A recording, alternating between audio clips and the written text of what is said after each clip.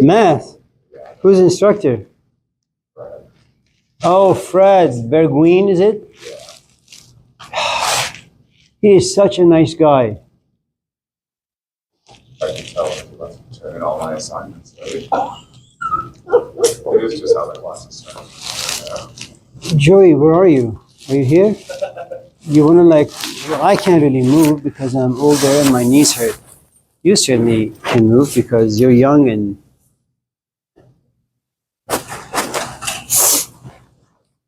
Adrian, you got a haircut. It looks good, man. Yeah. Alex, you get a haircut? Are you going to get a haircut? Let me see your hair.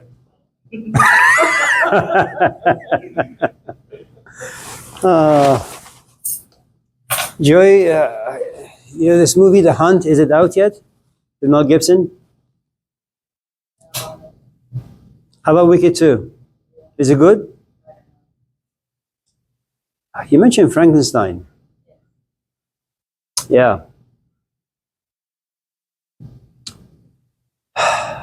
Tell me, what are you going to do? Yeah. Food at home. Just you and your daughter? Maybe if my daughter shows up. What do you mean? She may or may not come. You know, kids do their own thing.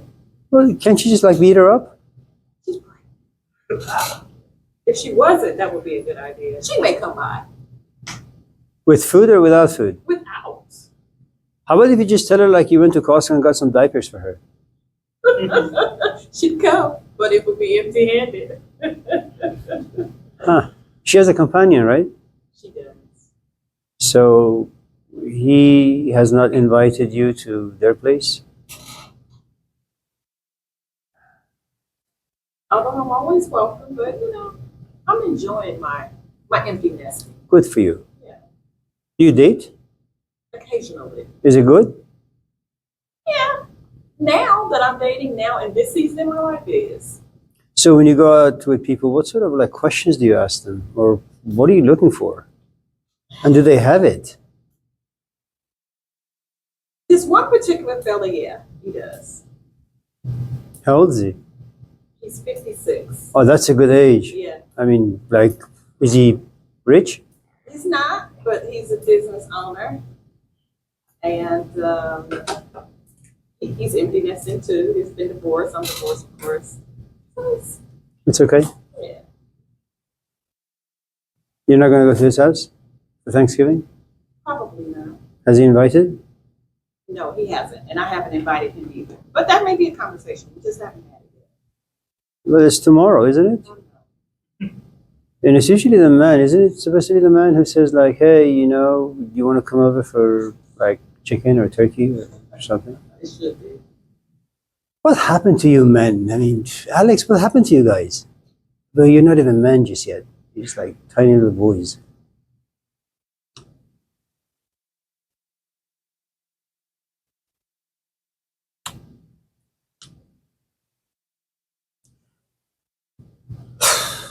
So, is there anything? What is that? A purse? Oh, my headphone. Huh. I thought it's one of those tiny little purses that Ariana Grande carries. So, if you have an hour, is there anything you guys want to talk about? Or should we just go home?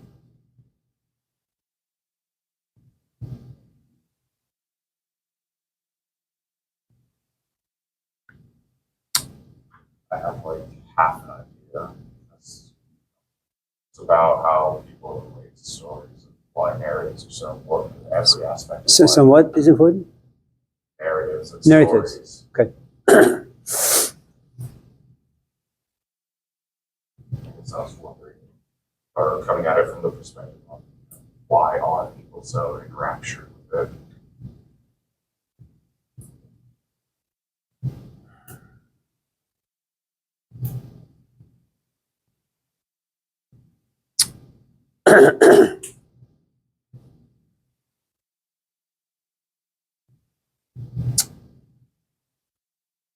They found some cave paintings in France and in Spain, and they date back some 60, 70,000 years.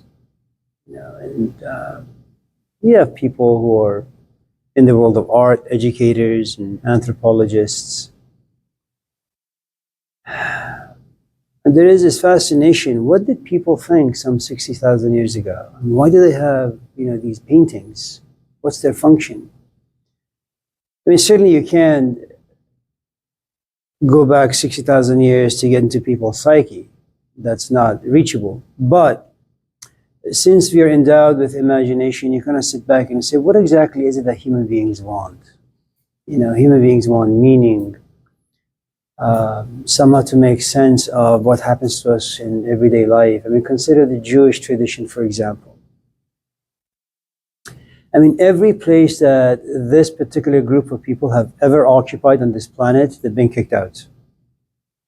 No physical space has ever welcomed them. Never. Ever. How do you account for that? How do you justify that? It makes no sense. There comes a point where, imagine, for example, that for the next 20 years of your life, you keep going out on dates. And every man or woman who looks at you and spends 10 minutes time with you says, Danielle, I don't want to be around you anymore. And after a while, you kind of become very self-conscious of this. And you say, you know what, maybe there's just really something wrong with me. And there may be. But you do something more fascinating. You know what you do? You say, maybe God has a purpose for me. Maybe I am unique. And all of a sudden, this self-hatred transforms itself into self-uniqueness, that there is a plan, there's a purpose. I may not know what the purpose is just yet, but I'm sure it's there somewhere. And so when you look at, for example, the Jewish tradition, the fact that they consider themselves to be, the chosen people of God, it's very interesting. It's kind of like Aesop's fable, if you're familiar with the story, and this is just another way of answering your question. Where you have a fox who loves grapes, and as he's walking with all of his cunningness, and that's the point, human beings are profoundly cunning. And as he's walking, he sees this grape, and he walks to it and puts his hand through the fence, and they're just a couple of inches short, and he tries, and he tries, and he tries, and he tries, but he can't get it. And you know what happens when you try. First you walk towards the grape, because the vine, because there's a good amount of hope and fascination, imagination. I'm going to, get some grape, put it in my mouth, I'll feel beautiful. Like Dionysus, after eating a lot of grapes, I'll just lay in the sun and the heat and the light, and my tummy will turn into wine, and I'll be intoxicated. Dionysus, from 50,000 years ago in the Greek mythology. And so, he tries, he can't, anxiety, frustration, anger, and then he walks away from the grapevine in disgust. He says, there's a reason why I can't reach them. The grapes are sour. They're not yet fully ripe. And you realize all of a sudden how through perspectives, how through psychological manipulation, you transform the reality of life. You may be a piece of shit as a human being, but go to a therapist, and he or she may convince you there is a reason why you're single. You are so mature, you're so intelligent, that no one can go toe-to-toe with your intelligence, with your compassion, with your integrity. That's the reason why you're single. And you know why you're intelligent? Because God favors you. And all of a sudden, you no longer need therapy. You open yourself a cult, and you have all these followers. So one of the reasons as to why we create stories is because it allows us to transform the world.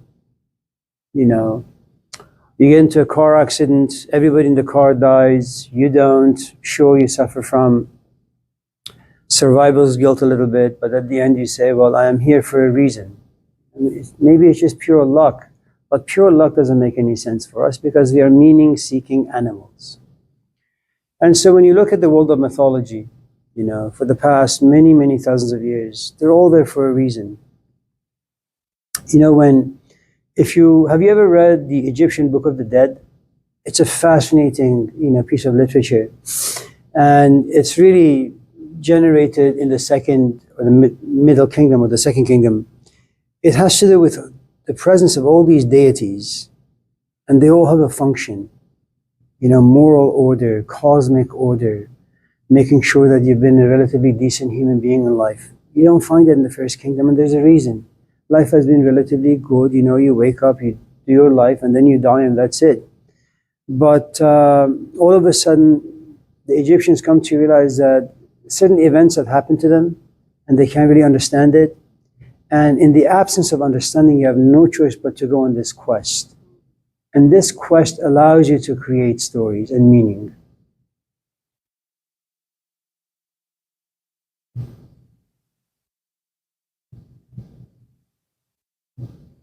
If I was your father and I was a horrible father, and at some point I came to my senses, and I look at you and you've become a drunk very much like the way I was, what am I going to do? I'm going to sit you down and tell you a story about my life, and hope that story will penetrate, will be injected in certain parts of you that will transform who and what you are.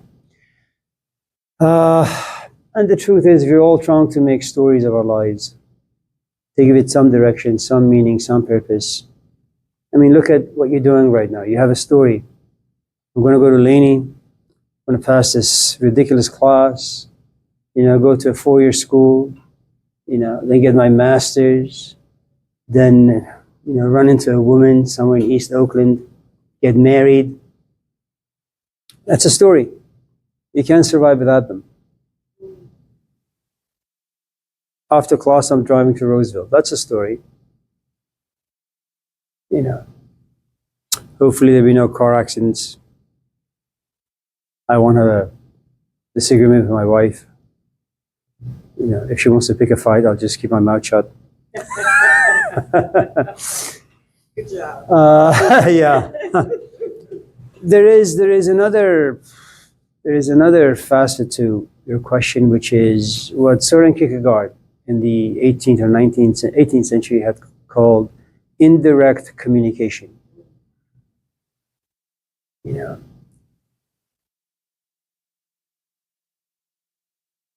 No one can tell you what truth is. No one can tell you how to live your life.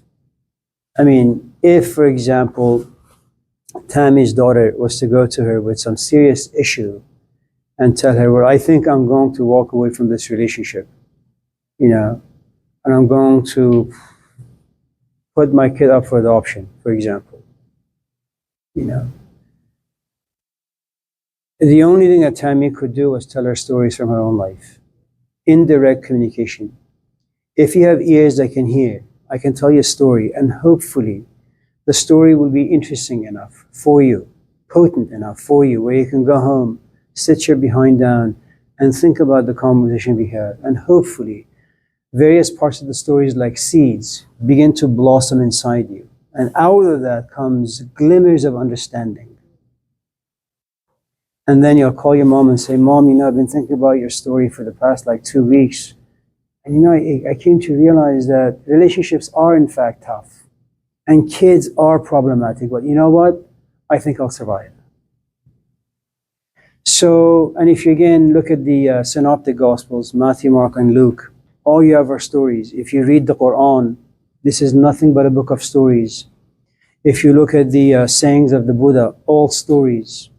The Old Testament, all stories. I mean, these are all stories. But their task is very specific.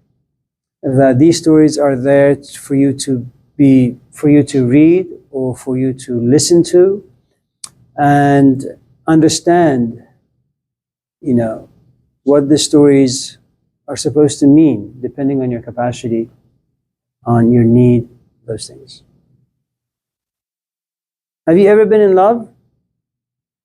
It doesn't matter. One of the things that happens in relationships at a certain point, like you're sitting down with your companion, maybe you've lit some fire, some candles, or maybe just, the oven is on, and you guys talk about your future together.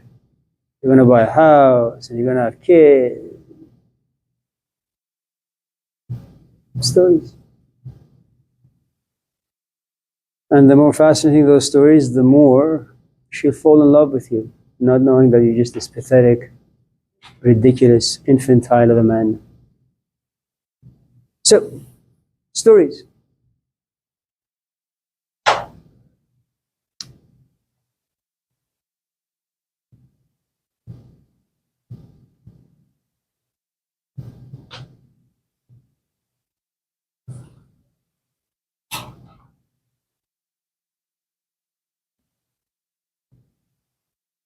Yes, Joey. Alex, you know, the day of reckoning is slowly upon us. Do you have any parting words, questions, any comments, anything of interest? You want to talk about video games? Video games. You play video games? What kind? Soccer? Basketball? Ice hockey? You watch movies? What kind of movies? Action movies? Have you seen Rambo? So you don't like action. Have you seen In the Darkness of the Night?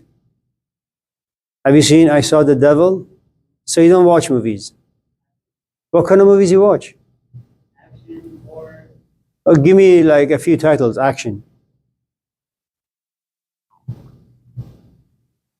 Okay, forget that. How about horror?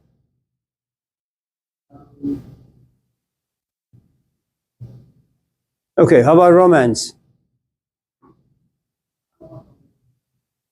You're not a romantic guy? You look very romantic. So, if you're not romantic, how are you going to like find yourself a companion? You're going to talk about what, horror movies?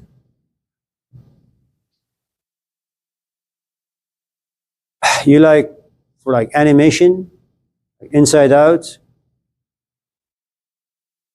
Incredibles, Ratatouille. Have you seen Ratatouille? Oh man, that's such a beautiful show. I mean, you've seen it, Joey, right? You like it? You don't like the movie? Yeah, it's a great movie. Good job, Alex.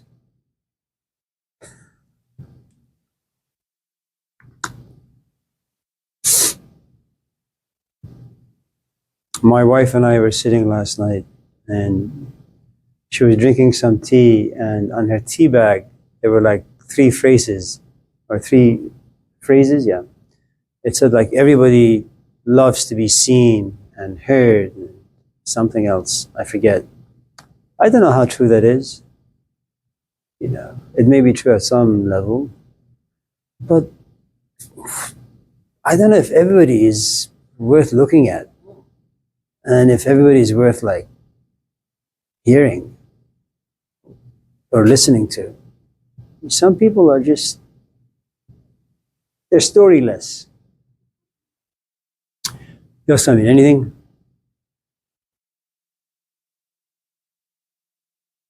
How do you decide if you should accept verbal rejection?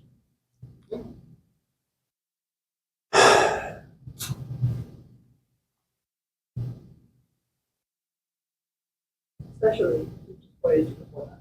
If what? If disappointed you before that. Who's they? Like the same person? So you're saying, let me get this right. So I make an advance towards you in a romantic way, like, hey, that's romantic, right? A little more subtle than that, but also a little bit more profound. Okay, and then they disappointed you Yeah. by what, not calling you? Okay.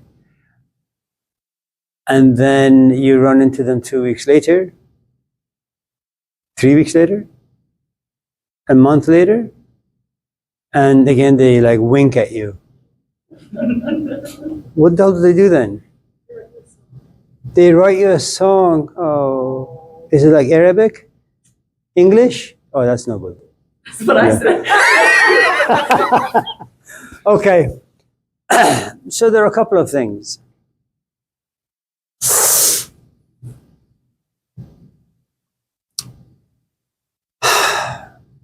I think the moment you wake up in the morning, you're just hungry for something. Some people wake up full, but it's their habit to eat breakfast, so they sit and eat breakfast. And so as they're on the bus or on the BART coming to school, they realize the person sitting next to them is having like a tuna ham sandwich, if that's a sandwich at all. And you look at the food in disgust because your stomach is full. So you don't desire. And even if they were to offer you a bite or a whole sandwich, you would say, no, I wouldn't know really what to do with it except to trash it. So if you walk into life being hungry, then there's going to be a good amount of temptations out there. There could be physical temptation, emotional, intellectual, spiritual, psychological. You know, if, for example, you've had some unresolved issues with your parents, for example, and if you see a parent holding a child's hand, then that's going to trigger you and say, man, you know, I'm hungry for that. How come I didn't have that and I want some of that? So maybe you'll pick up the phone and call your mom and, you know, she just harasses you as before. Say, man, this was a mistake. So if you're full, there's a good chance that it doesn't matter who comes your way, what comes your way, you're not going to be interested. You know, sometimes I get these emails saying that, you know, if you give us about $25, we can advertise your books. Okay. And then instead of like having, you know, you selling 20 books a year, you can sell like 50,000 books a year. And I don't really care for that, so I just delete it. I'm not hungry for recognition. I'm not hungry for money, you know, so it just is irrelevant for me.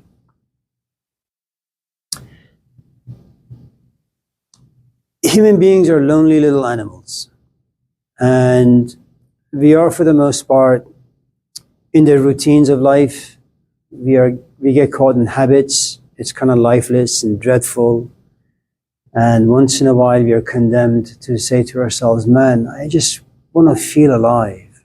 I want to feel relevant. I want to feel significant. And so that creates enough hunger inside you that when you go out and someone like winks at you, you say, oh, you know, I'm being winked at. It's because, you know, maybe I'm liked. And, you know, having been in this hole for a while, and you work at Home Depot, you go to school, you have like 5 jobs, your life is busy, and, you know, all of a sudden someone takes an interest in you, and that's valuable. I mean, your value goes up as a human being, not for society, but just for you as an individual. Say, man, you know, I am attractive. There are certain qualities about me that other people can enjoy. And that's very tempting. And the element of lust comes in. Not lust so much for another human being, but lust for the feelings that are generated inside you. Say, man, I like this. Someone wrote a poem for me? Oh my God. I mean, there are all these women out there, you know. Say again? The poem would be better. Oh yeah, someone wrote a poem for me, you know. There are all these women out there, all these men out there, all these cats and dogs out there. And no, but this person just writes poem for me. Surely they must have some very profound feelings about me deep down. I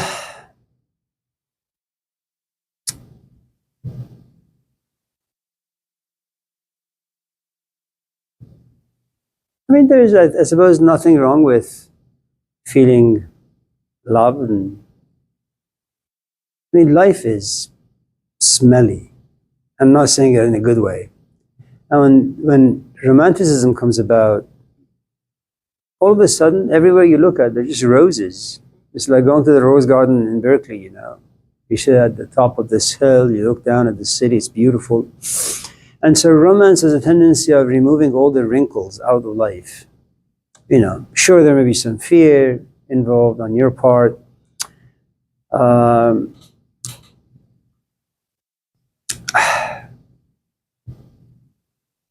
My wife is an awful cook. I mean, she is awful. Cook. early on in our relationship, I understood that, you know, the way you taste food is from the tip of your tongue and then near the end of it, you know. Once the food passes that particular passage, it's finished. So I learned early on that when I'm eating her food, I should just like push it down very, very quickly. You know, don't roll my tongue around the food to like get the full taste of shit that I'm eating. Is she Persian? No, she's Eritrean. She's from East Africa. Say again? Well, I was just making a story. She's actually a very, very good cook. Okay, good. You know, I mean, so much so that whenever we go out to have any kind of food, I say, Sarah, you know, your food is much better than this. And she looks at me and says, I know what you're doing. You just want me to stay home and cook for you. I say, well, yeah, but you're also a good cook.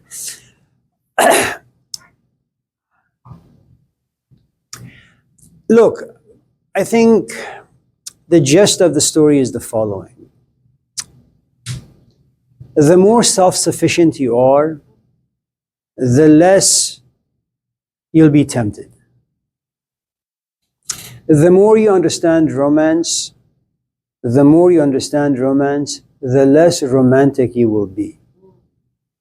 It's like the more food you eat, the less hungry you are. Now, understanding it is difficult because you can understand it intellectually, you can understand it emotionally, and then you apply at a certain stage of your own psychological evolution. You bring the understanding and the feeling together and you apply it to real life. Now, you're a Jesus Christ. You know, now you really, really understand what lives in the mind, what lives in the heart of the emotional world.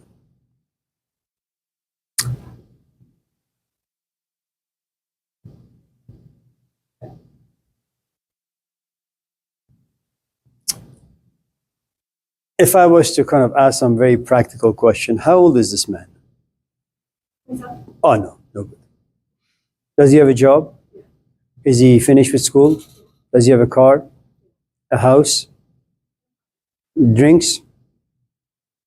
Smokes? Not really, but sometimes. I mean, I don't Sure. know what he does. Okay. Like, are you talking about cigarettes or weed? Both of them. No. Coke? Hashish? LSD? LCD? No? Is he good to his parents? Okay. The answer is still no. And I'll tell you why.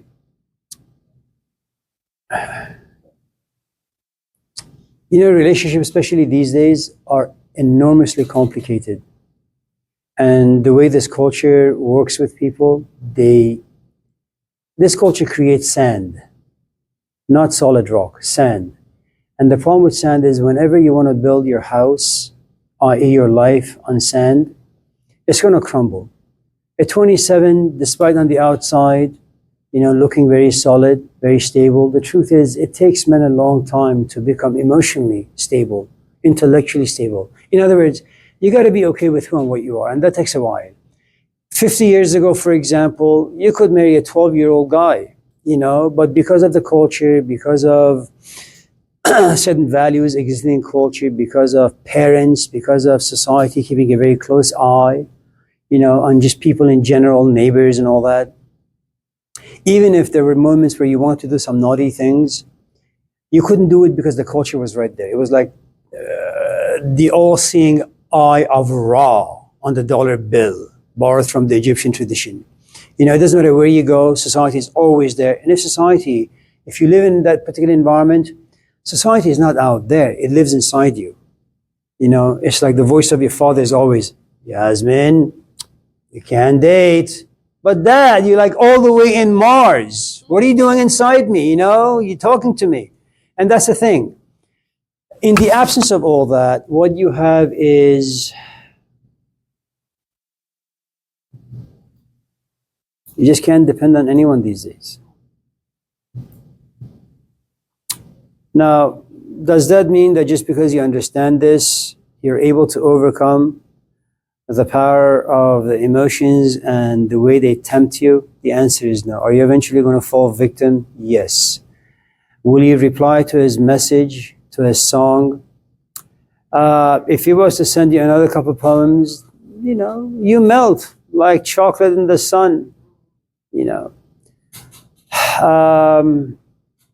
Then there is another thing that you have to consider, which is the anatomy of desires, how they're created, how they live out, and how they die. And in the death of any desire, you're going to feel enormously betrayed. I mean, divorce is hard. And people don't get married to get a divorce. But divorce is not so much the outcome of one person being abusive towards another. In many ways, divorce really is the death of passion. Where you look at another human being and you feel nothing, you look at your life and you feel nothing, and that's devastating. And the point I'm trying to make, men have a tendency of saying, oh, Yasamin, you think so well about this and that. Oh, you have a beautiful soul. And then after a few weeks or a few months or a couple of years, they say, oh, Yasamin, I thought your soul was beautiful. Time has revealed that you're in fact quite ugly. And women always have more to lose than men. Men suck. Hello, Adrian. No, not you, but I'm just saying. The other thing about romanticism is that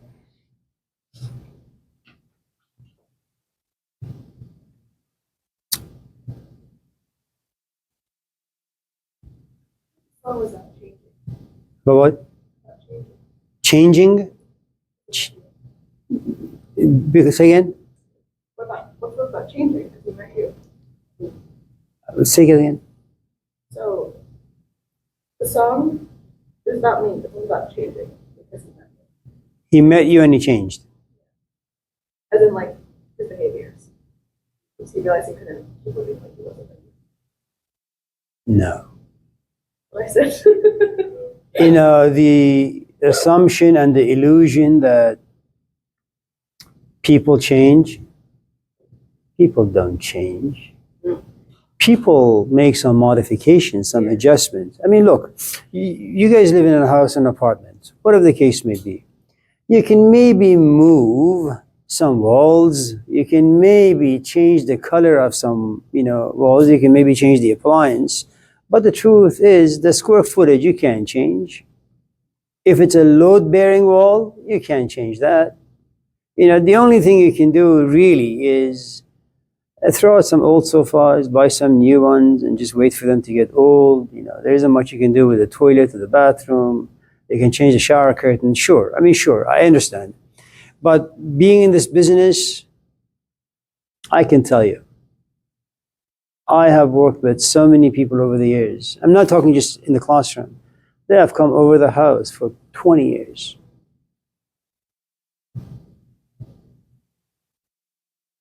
Who you are, you're always going to be.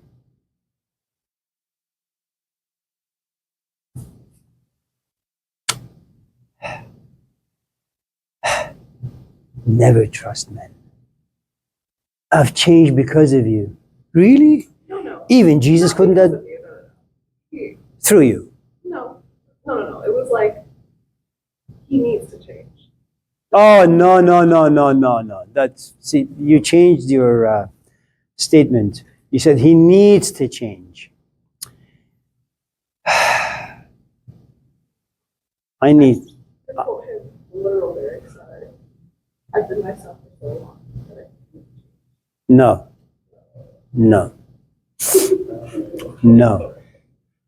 We need to change healthcare. Okay. We need to change the way Laney operates. Okay, well, it's beautiful that you've come to realize that you need to change, but you're talking about like 30 years of habits. Good luck with that. No.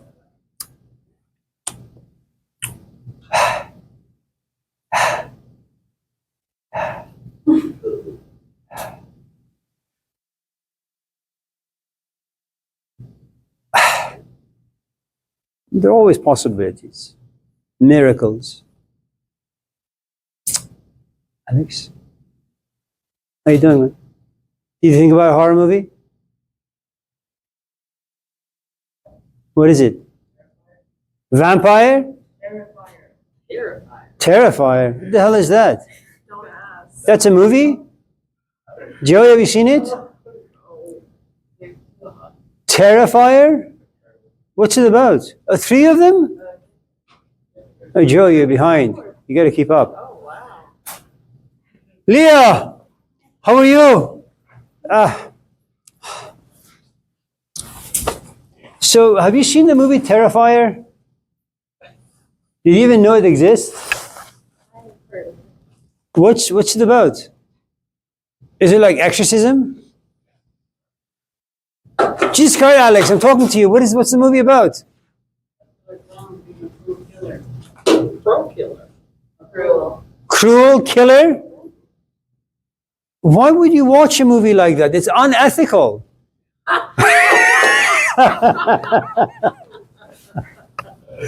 Oh. I'm going to watch it with my kids today. Oh, no. I'm just kidding. Thank you, Alex. That was helpful. You know what? That is extra credit right there.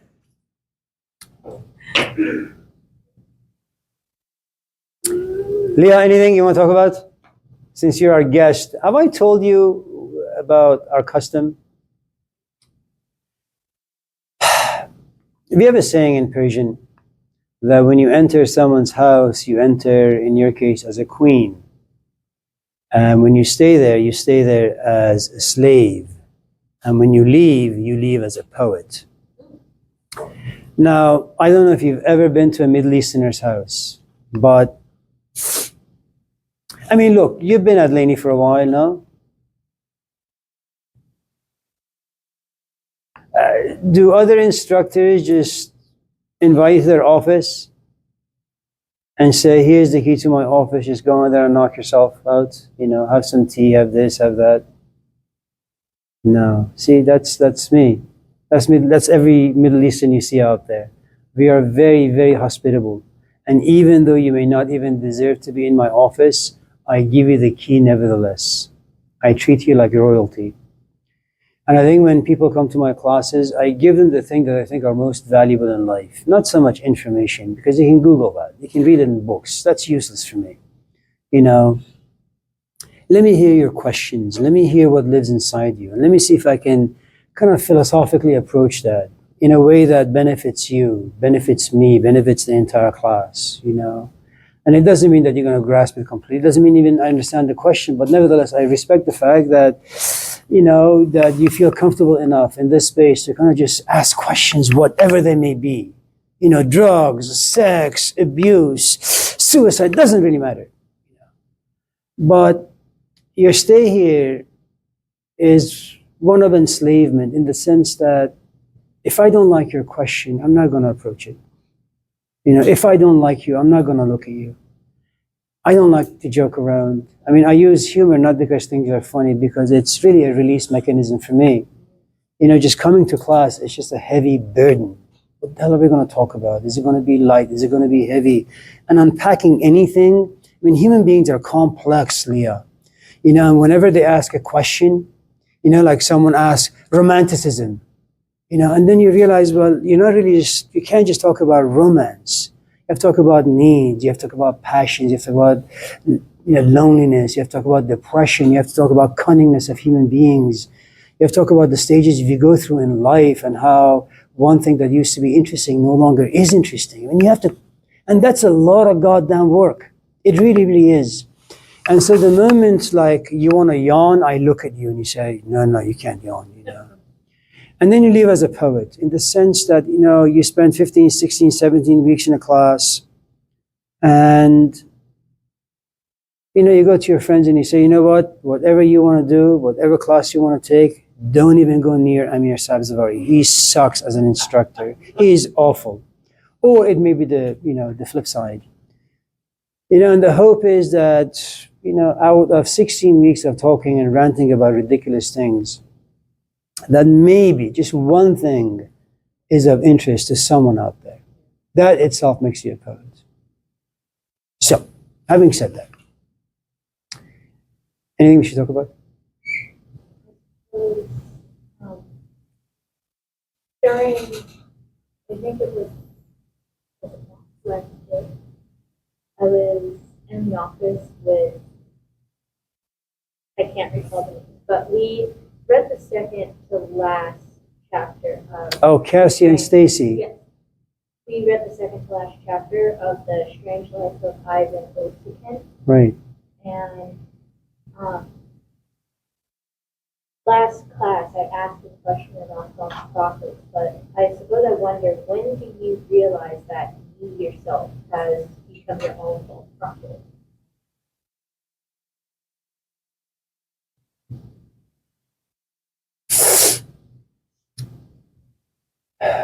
The person who wrote the book, The Strange Life of Ivan Ossikin, his name is P.D. Ouspensky, a mathematician, astronomer, very interested in tarot cards and magic, witchcraft. But he had a great scientific mind.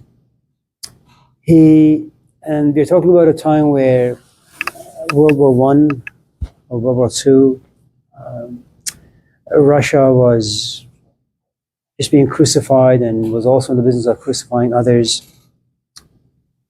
Life had become completely meaningless for Ouspensky. And he said, you know what, I'm just going to go to India. And I'm going to go to India because I'm looking for something. I don't know what it is. You know, it's like you keep dating and dating and dating and so on. Why do you keep dating? I'm looking for some qualities in men. I'm not quite sure what they are, but I'm looking for something. And I haven't yet found it. He comes to realize that maybe reading a lot of books is not helpful, listening to audio lectures is not helpful. So he goes to India. And he runs into some cults, but they're very demanding. And they say to him that if you want to join us, this is going to be the price that you have to pay. And by price, I don't mean money. Sometimes you have to keep your mouth shut because you're talkative. Sometimes you have a past that may be very rich. Sometimes it may be that you're just way too knowledgeable. And what they demanded was that you have to keep your mouth shut, you have to keep your intellect off for a long, long time. And you have to do as we say without any questions. And once you commit, you have to commit for about 5 years. And he couldn't do it. He goes back to Russia and he runs into a man named G.I. Gurdjieff, an Armenian philosopher. You may not be interested in the background, and I don't really blame you, but for me it's important. Ouspensky worked with Gurdjieff, and remember, whenever you have a teacher, you see your teacher as God. I'm not joking. You know, it's like when you fall in love with someone, you are going to look at this person as the embodiment of Venus, of Aphrodite, of Zeus, of all the deities that the Greeks invented, because you find in him or her all the qualities of the gods. Okay, and so he worked with Gurdjieff for a number of years. And then at a certain point, he came to realize, you know what? My teacher's attitude towards ideas are changing. And I'm not used to it, and I don't feel comfortable with it. And I think I can, to some extent, decipher, you know, right from wrong, good from bad, understand a few things myself. So he walks away. And he creates his own school. And he has his own pupils. And you have your own school because you think that, you know, you have some ideas about how things are. He gives one last talk before his death, Ouspensky does, before an audience of maybe 200-300 people, of Gurdjieff disciples as well as, you know, his own.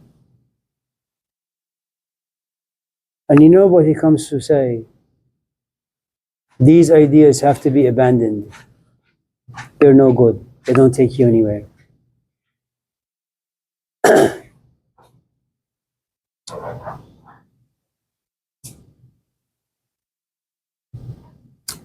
The word prophet is Greek.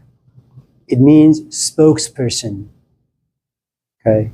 For example, I'm in my office, you're in my office, I say, Leah, can you go down to my class and tell them I'll be late 45 minutes? You could become my mouthpiece. So a prophet becomes a mouthpiece for truth. Every time you turn on the TV on Sunday and there's a pastor out there, you know, they're presumably the mouthpiece for God. Okay. Your question is, at what stage do you come to realize you're a counterfeit? Is that your question? To some extent?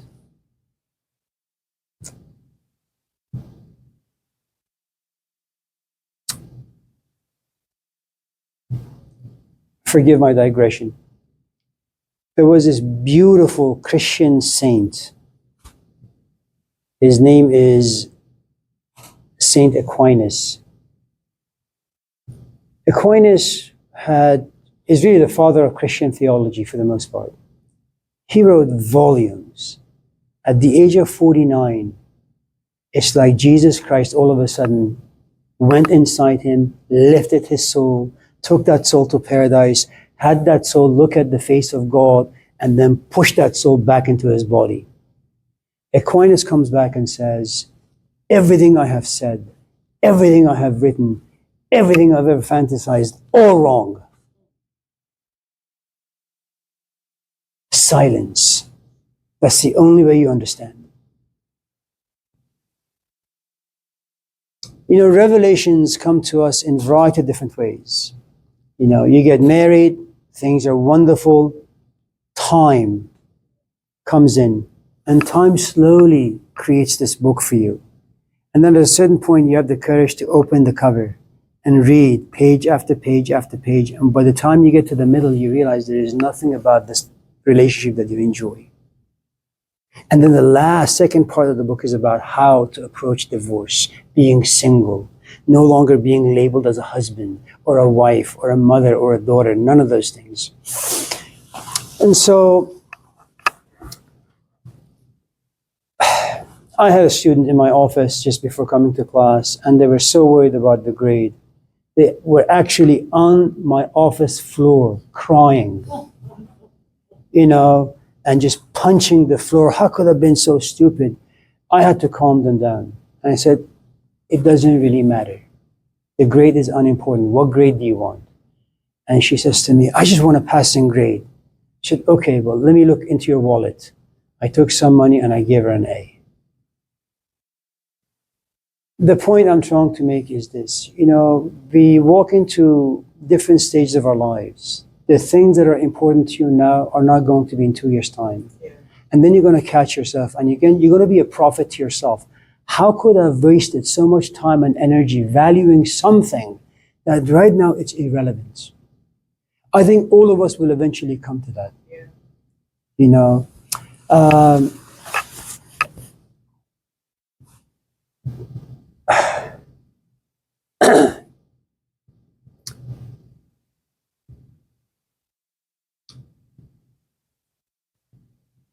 you know, people in power always assume themselves to be right. I mean, look at Donald Trump. I mean, I don't know if he's actually working behind the scenes, or there are people working behind the scenes who's making all these like crazy, legislating all these ideas. I don't really know.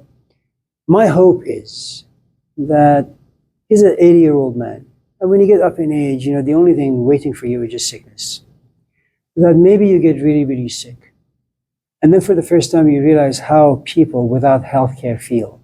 Being sick, being deprived of the basic things of life. Food, shelter, clothing, just decency. And that hopefully will transform him. And he will still have enough power to make some changes, first on himself and then society at large. The thing is, I think all of us are kind of ridiculous.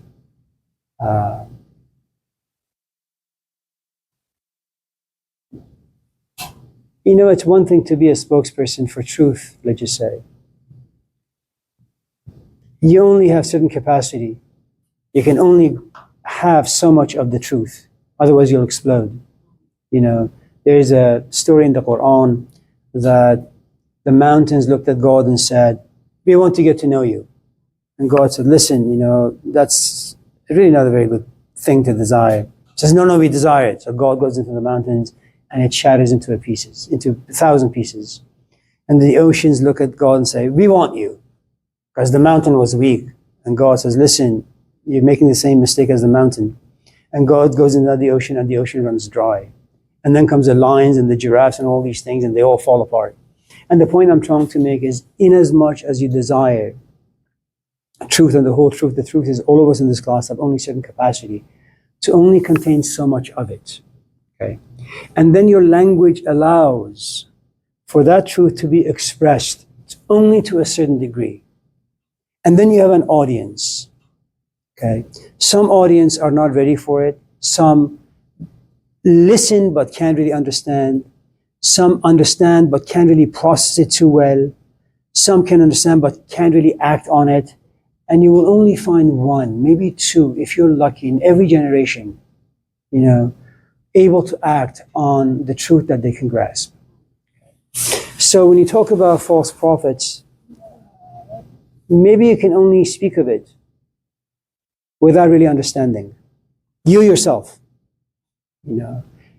One of the things about us instructors, we read a lot of books, and sometimes if you have the creativity, you sit and think a lot of thoughts. But that doesn't mean you understand what you're writing or reading or talking about. I may come to class and talk about Pegasus, the winged horse, and Hephaestus. How love needs to be welded to you. Love. And I may be animated and I may be passionate. But I don't really know what welding does. I don't embody that experience. And though you may be moved, the truth is, I am only animated. And I speak passionately without really understanding it myself. So am I false? I may be false, but that falseness to some extent benefits you because your capacity exceeds mine.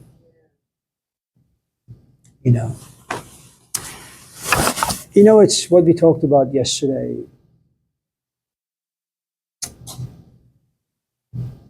If you're able to find decency in the devil will lead you to God. And then as time passes, you realize, oh my God, it was the devil. But that doesn't really matter. You're at God's presence now. Your question is no different than Yasamin's question in the sense that,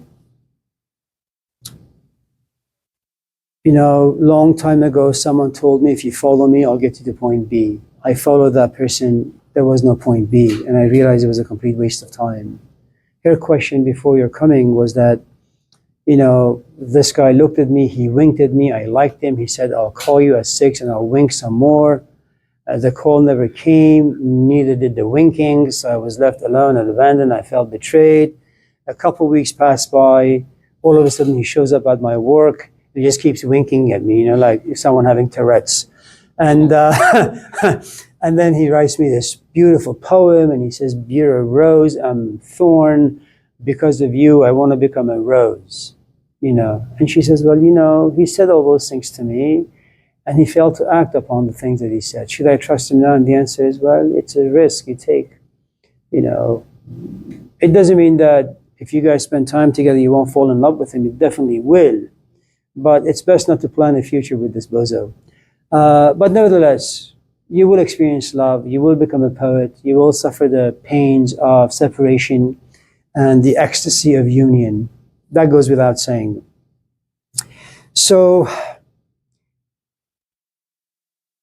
to be on the safe side, this is to be on the safe side. Never listen to a 20-year-old. Listen if they have some good things to say, but never assume that they know anything. They just read some books. And maybe they have a very powerful intuition, but that doesn't mean anything. Don't respect any 30-year-old, any 40-year-old, any 50-year-old, any 60-year-old, or 70-year-old. Wait until someone is very, very seasoned in life. And I say that for the following. We are emotional animals. You learn because your emotions force you to become curious about something.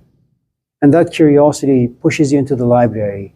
And then you check out books. and you lock yourself in a room and you just read and you read and you read and you become very knowledgeable, especially if you're able to piece ideas together harmoniously and then express them articulately. It's beautiful, you know.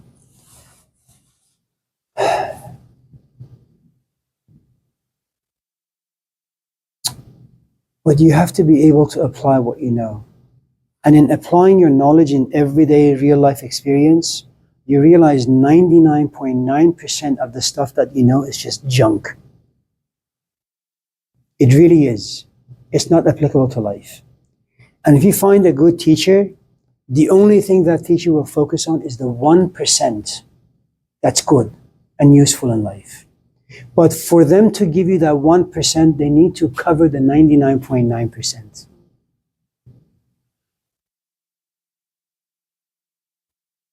You know, you shouldn't ever ask your parents' marriage advice. And the reason is they were not born in the age of the internet. You know, probably your grandparents didn't have a backyard, they only just had front yards. You know, life was not as privatized as it is today. So they're just going to give you this old school philosophy that's no longer applicable today. And though it may sound good, you can't use it. You know, the other thing about, consider again the story of the rich young man. Okay, the more evolved the prophet, the more demands, and the more demands, the less the audience can actually do.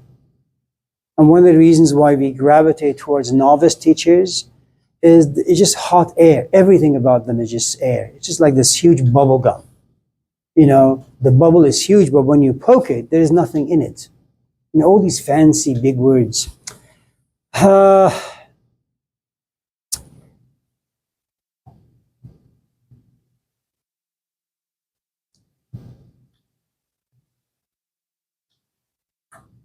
Did you want to have a follow-up?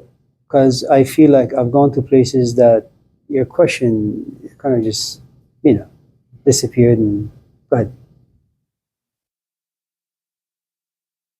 Why do you ask? Like, my first question? She asks about romanticism because she has one foot in that door. Otherwise, she wouldn't be asking it. So, so there is some emotional entanglement there and some thought process that are related to that particular realm. So you're either asking because you're just merely curious, you've read some books, and maybe my question is a little too private, too personal, and may come across as harassment.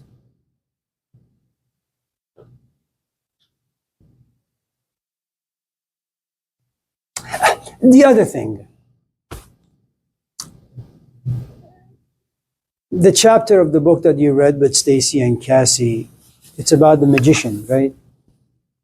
And what you have about the magician is he tells this young man, and the story is very interesting in the sense that all of a sudden this young man looks at this magician and says to him, I've been here before. And the magician says, yes, many times.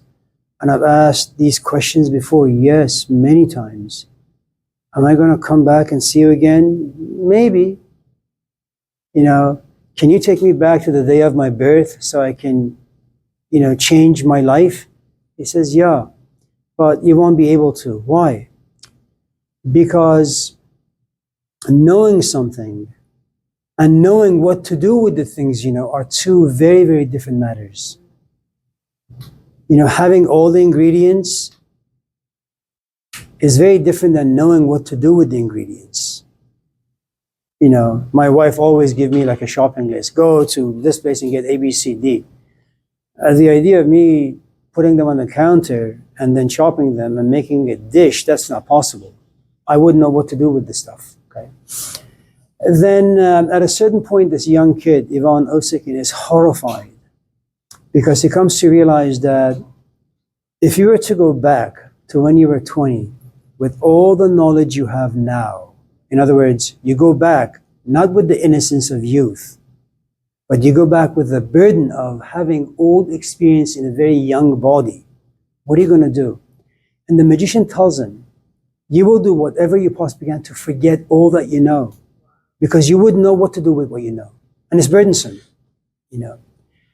And so at a certain point, being paralyzed by this particular insight, Osakin looks at the magician and says, so what do you suggest? And this is where the false prophet comes in. The magician looks at Osakin and says to him,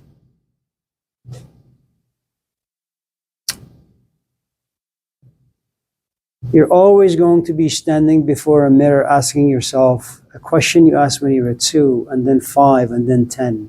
Who am I? What am I doing? Where am I going? How should I live my life? Who am I? Where am I going? What am I doing? How should I live my life? And you ask this when you're 2, when you're 5, when you're 25, when you're 35, 45, 55. And then when you're 90 on your deathbed, you say, everything I did was wrong.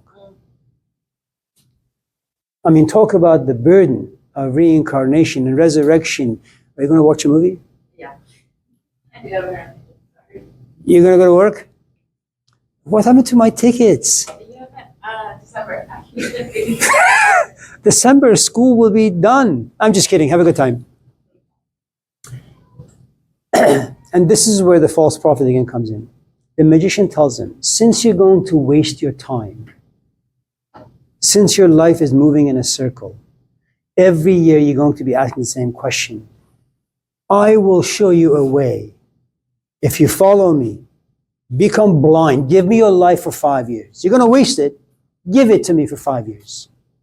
And if you give it to me, you will stand before the mirror, but you will never ask those questions again. You will never reincarnate. And he says, go back, go home, and think. Do you have the capacity to take this leap of faith? Give me your life. Let me think for you. Let me feel for you. I mean, look, what exactly is it that you feel every single day? I hate my classes. I hate my instructors. I hate my life. Right? And you've been feeling this for the past 20 years. And what is it that you think about? What do I do with all the hate that lives inside me? It's relentless. It's never ending. You know, talk about eternal life. These emotions and this thought process, they have no end to them. And the magician says, there is a way I can put them to death, but it's going to be very costly. Every time you raise your hand and you say, I have a question, I'm going to smack your hand down. The moment you open your mouth and say, I have some ideas about this, you have nothing to say and you have nothing to feel. You keep your thoughts and you keep your emotions shut for the next 5 years. Let me give you the tools, the magician tells him. Let me give you the tools, how to think, how to feel, but more importantly, how to see, how to hear, what things are worth looking at, what things are worth listening to, and what things are worth thinking about and feeling about. A 27-year-old guy is not worth your time, despite how good they look on the resume. You know why education is the way it is? People look good on paper. Now, could the magician be a false magician? Absolutely. Could the magician desire Osakin's body and he's saying all these profound, fancy things to bed him? Maybe. Could Osakin be rich and the magician simply tempts him so he can get his money? Maybe. Is magician lonely, simply wants to manipulate some poor chap out there? Maybe. Could the magician also be true? Maybe.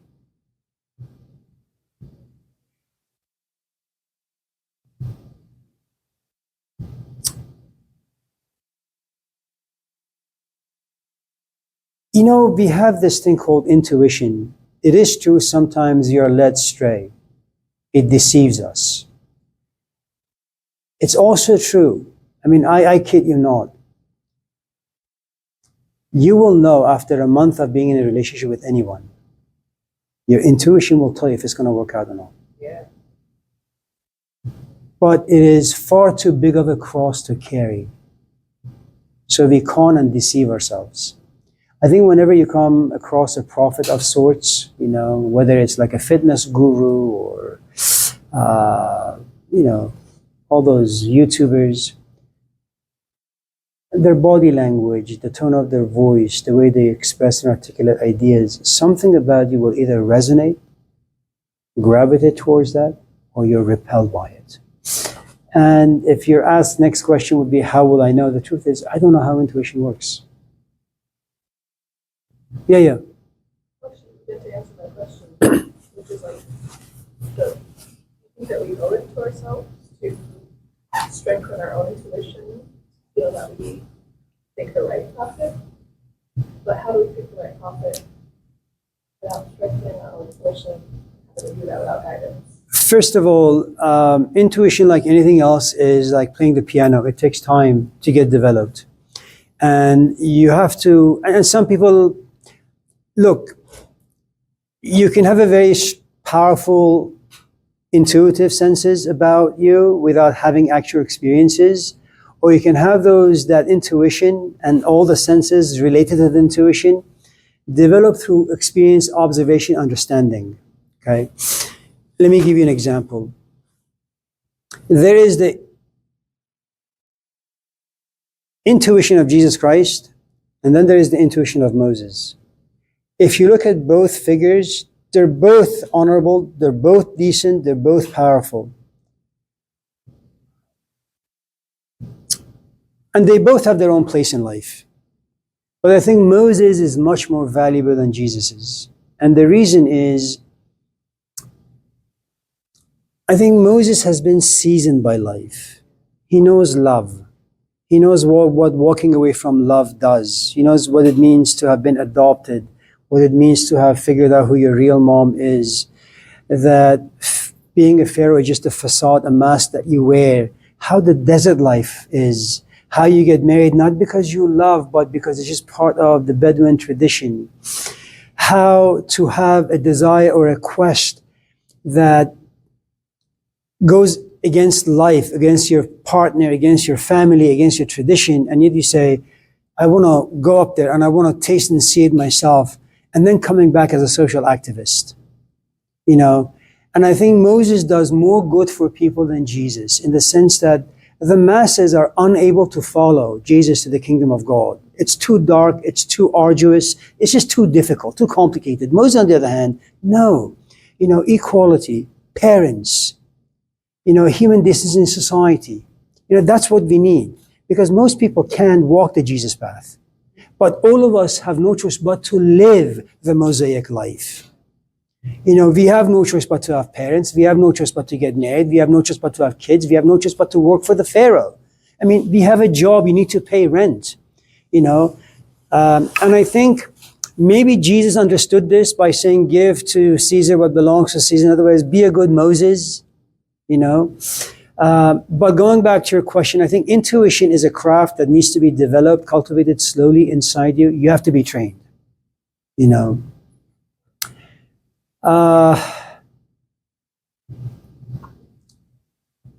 You will never, ever, ever have the power to choose a teacher.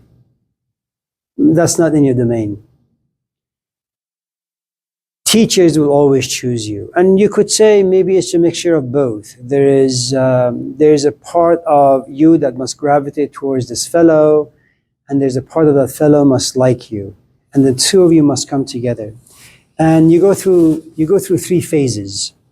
First, the only thing, and you don't know why you like this person, okay? The teacher has only one function. The prophet only has one function: to be listened to be heard. You know, that person doesn't really care about anything else. As a student, you're not there yet. So you like the teacher, but you don't know why. All you know is that you just want to be around this person. So the first part of it is what we call ludos, or lust. You lust after this person. You don't know why you lust, but you lust because there's a part of you that's attracted to this person. The next comes eros. Eros is interesting in the sense that you want to occupy the physical space of this person. Wherever his or her body is, you want to be close to it. If he wore a jacket, you want to wear that jacket. If he sat on that chair, you want to sit on that chair. If there's a book that he read or she read, you want to read that book. The physical part. Now, remember, you want to be in the physical vicinity, but you don't really have a good understanding why you feel this way, and why you're pursuing this person. There comes a point where your teacher will no longer care about you physically being close. And I mean physical. Okay. Now, part of the difficulty, again, in that relationship, in this culture, because that narrative does not exist here, it's oftentimes romanticized. Okay. There is nothing wrong with that, by the way. There comes a point where your teacher, the only thing he or she demands of you is you need to get to a place where you're interested enough to understand. That gets into the philo part. You know, what lives inside my brain, now you need to get that. You want it to be around my physical body, you are. It's time for you to get close to my intellectual body. Now, that usually takes a few lifetimes. Okay? Now, the thing you need to understand is this: every teacher, every prophet has their own culture. And if you want to understand your teacher, you have to adopt their culture. Okay? Which means that even if you don't speak Persian, this is a hypothetical. If you like me enough, they'll say, Amir, what do you think about me learning Persian? Now, if I'm a stupid man, I say, yeah, go ahead, learn Persian, it's beautiful. But I'm not that stupid. I say, listen, that's not going to serve you much. Okay? And then you're going to start liking my music. You're going to desire to hang out with my family and my parents whenever I go to Roseville. You want to come to my house. And slowly, you begin to see those things. And then something strange will happen. When you go on dating sites, you're looking for Persian men. Now you're pushing it. I am not joking. And I'm saying this because of experience. This is what happens. You know, I remember my own teacher when I went to his house. Man, I said, this guy, just his head is filled with like knowledge and wisdom, and I want it. So one day I said, Hussein, do you mind if I just go and meditate in your study? He says, no, Amir, we had a gathering there. And I'm asocial by nature. So I go lock myself in the room. I turn on the light. And we didn't have cell phones there with cameras. So I take out my notepad and my pencil and I write down 1,000 books, the titles, all Persian. And I send that letter to my grandfather. Can you get me these books, please? And my assumption was, he is the way he is because of those books. And because I want to be like him, I got to read those books. Okay? There comes a point where your teacher will give you enough tools. And you say, you know what? I am now at the stage of falawsha, which is, I can be autonomous. I don't need to go to Hussein's house to be with Hussein. It's like, بکش به دریا بنگرم دریا توینم به صحرا بنگرم صحرا توینم به هر جا بنگرم کوه و در و دشت نشون قامت رعنا توینم. You know, it's like when you're in love, you go to In-N-Out, the image of your lover is there. Physically he's not there, but he's just everywhere, right? And all of a sudden you realize you have spent so much time and you've created so much stories with your teacher. Bye, you guys. That your teacher is just there inside you. Okay? And so when you go on a date, you speak like him. When you walk in the classroom, you speak like him. Everything about you is just an element of him. And he said, well, I don't really need to be around him as much, talk to him as much, see him as much. And then if you're lucky, comes the last stage, which is, I don't know how anyone gets it, and it's called agape. That there is this breakthrough, like the veils open, and the veils are moved and the curtains open, and you look, and there is something about you that understands. Now, you don't know what you understand, but that becomes your Sabbath, your resting place. Anyone who is divorced or anyone who's been depressed, what they'll tell you is, you go through like 20 years of this volatility, instability, your life is just upside down and you try to overcome it. And little by little, the emotions subside. One morning you wake up and you say, you know what? It's okay. Now, how the hell did that happen is beyond you. All you know is that you've reached your Sabbath. That's your resting place.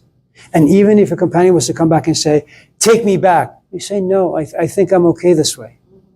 and it's such a beautiful and freeing place, not without conflict, but something about you opens up. And then, for example, you have a friend who comes to you and says, well, how the hell did you get to this place?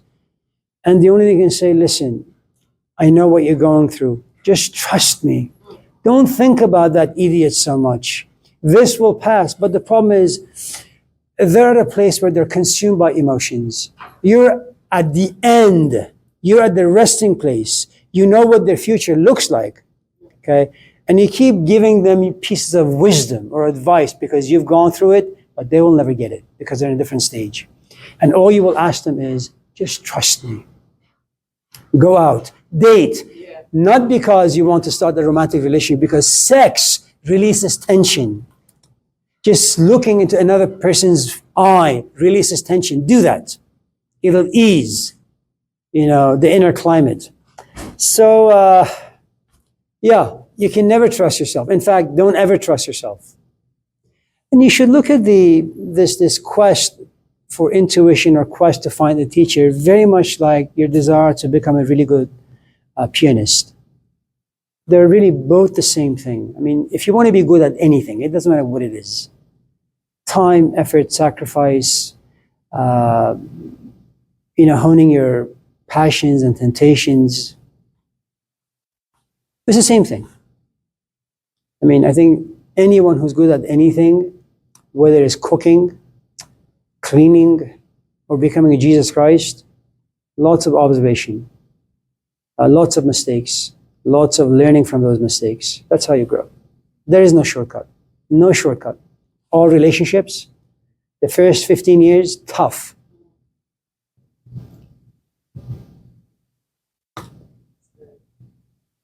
And ultimately, Leah, luck.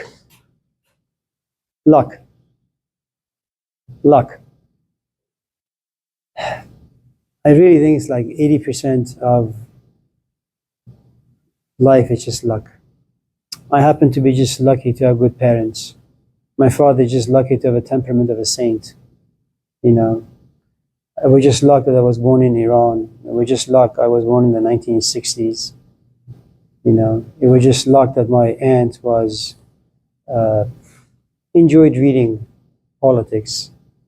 It was just luck that my temperament is like somewhat introverted. And if you were to come to me and say, Amir, I want to be like you, I said, no, don't be stupid. You should do as I say for a while, and then once you have the tools, figure out what your voice is, and then work on that. But you need tools.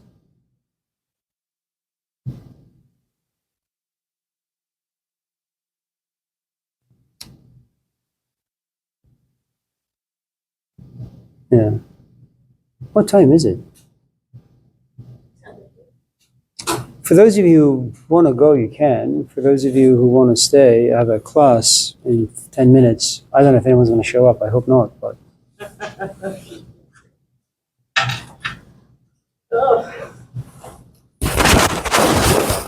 It's okay. My car got hit in the parking lot. Really? Yeah.